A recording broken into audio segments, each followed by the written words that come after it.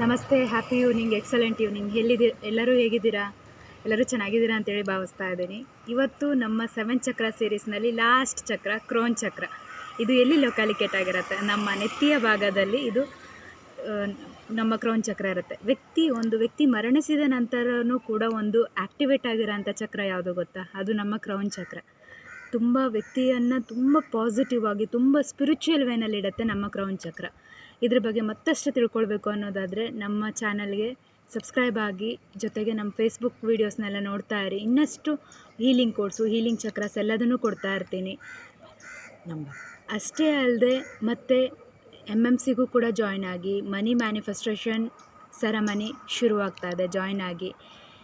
Numbers numerology ಶುರುವಾಗ್ತಾ ಇದೆ, join ಆಗಿ. ಸಾಕಷ್ಟು ಕ್ಲಾಸಸ್ನ ಶುರು ಮಾಡ್ತಾ ಇದ್ದೀನಿ. ಎಲ್ಲದಕ್ಕೂ ಜಾಯ್ನ್ ಆಗಿ. ಫ್ರೀ ಕ್ಲಾಸಸ್ಗಾದರೂ ಜಾಯ್ನ್ ಆಗ್ಬೋದಲ್ಲ, try it. Thank you so much for watching my video.